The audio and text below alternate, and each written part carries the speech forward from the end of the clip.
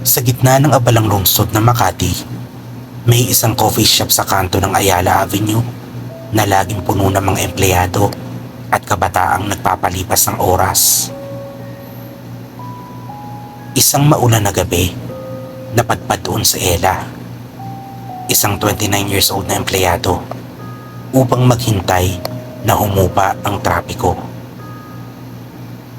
Umorder siya ng paborito niyang caramel macchiato at umupo sa tabi ng bintana. Pinapanood ang ulan habang abala sa pag-scroll ng kanyang telepono.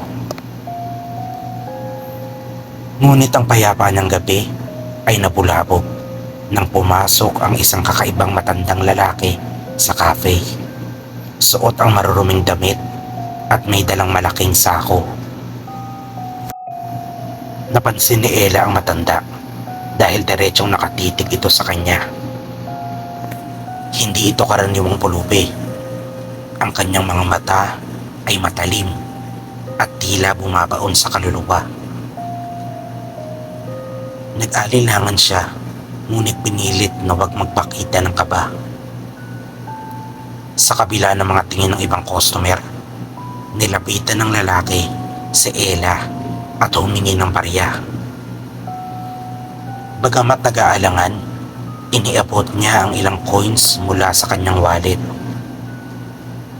Sa pagtanggap naman ng matanda, nagbitiw ito ng kakaibang salita. Gabay. Hindi iyon maintindihan ni Ella, ngunit binaliwala niya ito at umalis ang matanda. Kinabukasan, nagsimulang maranasan ni Ella ang mga kakaibang bagay. Sa opisina, ang cubicle niya ay palaging amoy bulok kahit gaano siya maglinis. Nagloloko rin ang kanyang mga electronics. Ang laptop niya ay biglang namamatay at ang cellphone niya ay walang signal. Sa bahay naman, biglang nag-iiba ng ugali ang kanyang pusa. Dati itong maamo, pero ngayon ay tila natatakot at galit na sa kanya. Madalas itong umungol, naglalaway at minsan ay sumasama pa ang tingin. Isang gabi, kinagat siya ng pusa nang walang dahilan. Nag-iwan ng sugat sa kanyang braso. Habang tumatagal, nagiging mas malala ang mga pangyayari. Hindi na makatulog si Ella dahil sa paulit-ulit na panaginip tungkol sa matanda. Sa bawat panaginip, nakatayo ito sa dulo ng kanyang kama. Bulong ng bulong nang hindi niya maintindihang salita habang bitbit ang sako. Sa huli, binuksan ng matanda ang sako at ang laman ay tila gumagalaw. Pilit niyang inuunawa ang koneksyon nito sa kanyang nararanasan, ngunit hindi niya maipaliwanag ang nararamdaman niyang takot. Desperado na si Ella, kaya't naghanap siya ng albularyo sa tulong ng isang kasamahan. Sabi ng albularyo, siya daw ay isinumpa ng isang mangkukulam, kaya't agad siyang binigyan ng mga ritual upang maligtas. Magdasal, mag-alay ng pagkain sa labas tuwing gabi, at iwasang tumingin sa salamin tuwing hating gabi.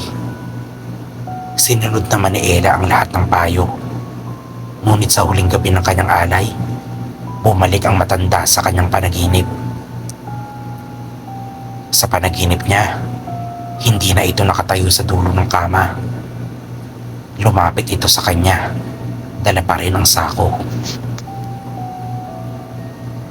Binuksan ng matanda ang sako at tumambad kay Ella ang pinaka nakakakilabot na eksena. Sarili niyang ulo, duguan at nakanganga ang laman nito. Napasigaw siya at nagising ng basang-basa ng pawis. Ngunit nang tumilad siya, naroon ang matanda sa tabi ng kama niya.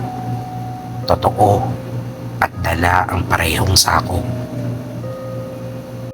Ang gabay ay hindi tinatanggihan. Bulong nito. Sa sumunod na sandali, dinukot ng matanda ang ulo ni Ella. Kinaumagahan, natagpuan ng mga barista ng coffee shop ang basang cellphone ni Ella sa mesa kung saan siya huling nakita. Nakabukas ito sa isang video kung saan kitang-kita ang ulo niya na nilalagay sa isang madilim na sako.